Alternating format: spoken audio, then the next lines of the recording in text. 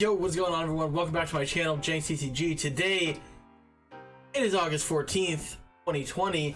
We got the week's leaks here on the Leaky Lowdown. We got tons of news to cover. We got new Vivid Voltage cards. We got some promos. We got the official players podcast from TCPI. We got PTCGO updates. Tons of news. Let's get into it right now. Alright, so the first bit of news that we're going to be getting into is PTCGO. Lots of highs and lows, ups and downs this week. Interesting to note, patch notes were revealed to us, and they covered a new tournament system, or sorry, not tournament system, but a tournament currency called tournament keys. It seems like these tournament keys are going to be able to be purchased, most likely because they cannot be obtained through playing the game. And my speculation is that these tournament keys will be used for something along the lines of CP tournaments or just online tournaments that Pokemon puts on while we're in this no local tournament time. COVID running rampant, kind of screwing that up right now. And yeah, in addition to that, the lows, also the tournament rep system was adjusted. I'll put the account or the placement values on the screen, but it's a bit odd. This patch notes came with a ton of bugs. It's kind of crazy stuff like weldering to Pokemon that are in your hand or in your discard pile, AZ picking up all your Pokemon instead of one.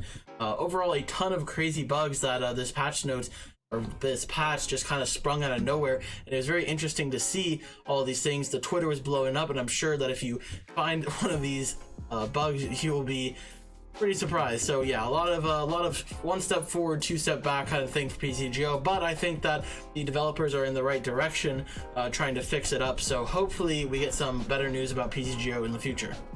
In addition to all of the PTCGO news, there is now an official Play Pokemon podcast that was announced, and this is pretty interesting. It's not exactly what I thought it was going to be, but it turns out that this podcast will be running on Wednesdays. It started on August 12th, and I watched the podcast, mainly the trading card game portion, but it seems like it's just recapping the Players Cup event for the time being.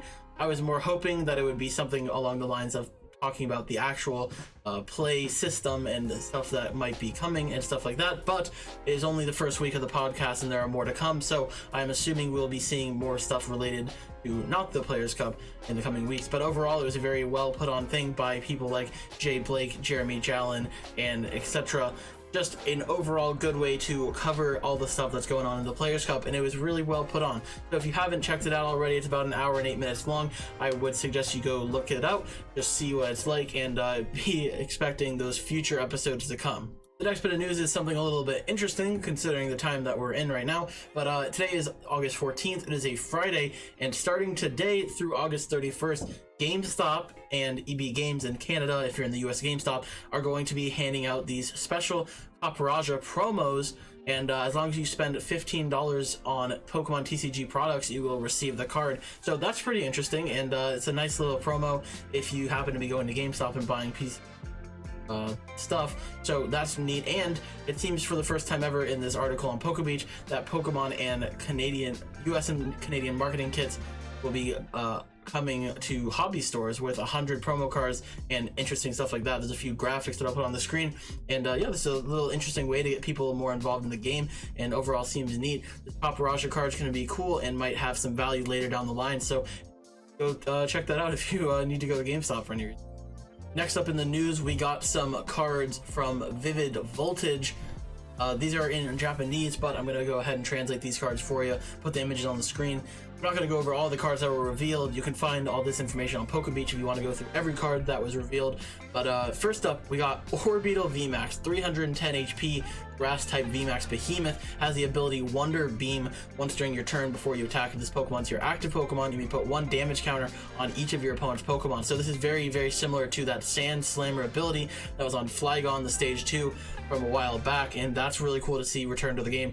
Then we got Gmax Wave for grass colorless, 50 damage, and does 50 more damage for each energy attached to your opponent's active Pokemon. So Orbeetle Vmax seems like a pretty cool spread card and does a decent amount of damage as well, and the artwork on that card is actually pretty cool looking. It looks like Orbeetle's just kind of flying about and whatnot. Then we got the star of the show, Pikachu Vmax, 310 HP for a triple lightning attack cost.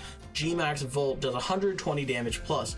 You discard all energy attached to this Pokemon, and if you do, it does 150 more damage. So for 3 lightning, if you discard all of them, you're going to be doing a total of 270 damage, 310 HP, lightning type VMAX Pokemon. It's pretty cool. And yeah, these are some interesting VMAXs that initial scans and stuff that we're seeing, and it looks like Vivid Voltage is going to be a pretty cool set. In addition, we got this Electrode with Bazap Generator, which is very reminiscent of the Evolutions Electrode that was released. It says once during your turn, if this Pokemon is on your bench, you can knock it out. If you do, search your deck for 2 lightning energy and attach them to your Pokemon in any way you'd like, then you can shuffle your deck. So we got a lot of cool stuff.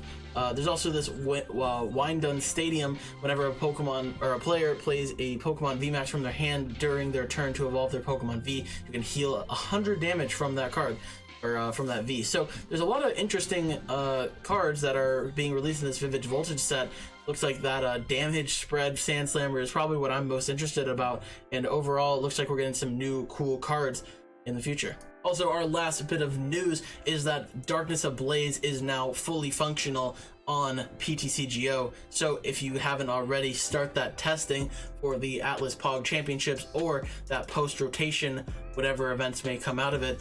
All the Darkness Ablaze cards are on PTCGO. The market's a little inflated right now, so I'd wait a few before you want to jump in and get into it. But there are tons of streamers and tons of YouTubers that are doing content like this, as myself. So if you guys are hyped to see Darkness Ablaze stuff, leave a like on the video, comment, subscribe, hit that notification bell. Don't miss any of the action here on JenksTCG, because we're going to be covering tons of post-rotation Darkness Ablaze stuff.